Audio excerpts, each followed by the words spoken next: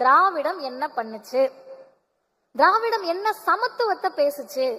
இந்த விஷயத்துல மனிதர்களுக்கான சமத்துவத்தை பேசினது நம்ம எல்லாருக்குமே தெரியும். எனக்கு முன்னால் பேசுகிற போது அண்ணன் மில்டன் அவர்களும் அதை பதிவு செய்தார்கள். ஆனால் திராவிடம் இன்னும் கொஞ்சம் உள்ள போய் பாத்தீங்கன்னா மற்ற கோட்பாடுகளிலிருந்து சித்தாந்தங்களிலிருந்து ஒரு இடத்துல வேறுபட்டு நிக்குது. அப்படி வேறுபட்டு நிக்கிறதுனாலதான் 100 ஆண்டு கடந்தும் நிற்கிறோம், இன்னும் 100 ஆண்டுக்கும் நிற்போம். என்ன வேறுபட்டு அப்படின்னா, மனிதர்களுக்கான சமத்துவத்தை மட்டும் திராவிடம் பேசவில்லை, மொழிக்கான சமத்துவத்தை பேசியதும் திராவிடம் தான், தமிழிசைக்கான சமத்துவத்தை பேசியதும் திராவிடம் தான், கலைக்கான சமத்துவத்தை பேசியதும் திராவிடம் தான். இன்னும் சொல்ல போனால் இங்கு பல பேர் நம்பக்கூடிய, நாங்கள் நம்பாத கடவுள்களுக்குள்ளேயான சமத்துவத்தை பேசியதும் திராவிடம் தான். கடவுளுக்குள்ள சமத்துவமா அப்படின்னா ரொம்ப எளிமையா திராவிடர் இயக்க மேடையில பேசுவாங்க. நாங்கெல்லாம் அதை கேட்டு வளர்ந்தவர்கள். என்ன தெரியுமா பேசுவாங்க? உங்க சாமியும் இருக்கு, எங்க சாமியும் இருக்கு. நான் யார் சாமின்னு சொல்லல, அதை நீங்க முடிவு பண்ணிக்கலாம். உங்க சாமியும் இருக்கு, எங்க சாமியும் இருக்கு.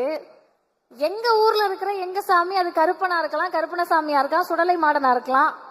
அவருக்கு கல்லும் சாராயமும் கறியும் கொடுக்கற, ஓ சாமிக்கு நெய் ஊத்துற முந்திரி பருப்போட பச்சரிசியில பொங்கல் கொடுக்கறனா, சாமியில சைவம் அசைவம் பார்த்து மனிதர்களை பிரிச்ச மாதிரி சாமிய பிரிச்சப்ப அவர்களுக்காக பேசியதும் இந்த திராவிடம் தான்.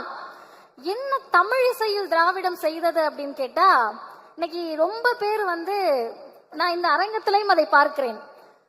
நம்ம இடத்துல, அதாவது திமுக கூட்டத்துல என்ன சிக்கல்னு கேட்டீங்கன்னா, பேசுறவங்க மட்டும் சிந்தனையாளர் இல்ல, கேட்டுட்டு இருக்கவங்க எல்லாருமே சிந்தனையாளர்னால கைத்தட்ட மாட்டோம். எங்களுக்கு தெரியாத நீங்க என்னத்த அப்படி பேசிட போறீங்க அப்படின்ற ஒரு மனநிலை இருக்கும். அந்த சிந்தனை தெளிவுதான் இந்த இயக்கத்தை வழி நடத்துகிறது. அப்படி நம்ம முன்வரிசையில் உட்கார்ந்து இருக்கிறப்ப, நம்ம ஆட்கள் இந்த கலை நிகழ்ச்சி எல்லாம் நடக்கிறப்ப பறை சத்தம் கேட்கும். இன்றைக்கெல்லாம் எல்லா இடங்களிலும் பறையடித்துதான் நிகழ்ச்சிகளை தொடங்குறாங்க. இந்த பறை சத்தத்துக்கு கூட நம்ம ஆட்கள் அப்படியே மென்மையா தொடையில தட்டி கர்நாடக இசை கேட்கிற மாதிரி கேட்டுக்கிட்டு இருப்போம். அது என்னன்னா நம்ம மரபில் ஊறியது. பல ஆண்டு காலமாக கர்நாடக இசையும் வடநாட்டு இசையும் மட்டும்தான் நம்ம காதுகளில் ஒலித்து கொண்டே இருந்தது. அப்படி இருந்தப்ப 1946, நான் வருடத்தோடு சொல்லுகிறேன், ஏன் இந்த வருடத்தை சொல்லுகிறேன் என்பதை இறுதியில் சொல்லுகிறேன். திருவையாறு தியாகையர் உற்சவம் நடக்குது. உற்சவம்னா நம்ம எல்லாருக்குமே தெரியும். அந்த திருவிழால மேடையில ஒருத்தரா பாடல் பாடிக்கிட்டு இருக்காங்க. முதல் முறையாக தமிழிசையை பாடுவதற்கு ஐயா MM தண்டபாணி தேசிகர் அவர்கள் மேடைக்கு போறாரு. நல்லா கேட்டுக்கங்க. அவர் பாடி முடிச்ச பிறகு அவருக்கு அடுத்து மேடை ஏற வந்த அரியக்குடி சீனிவாச ஐயங்கார் சொல்றாரு,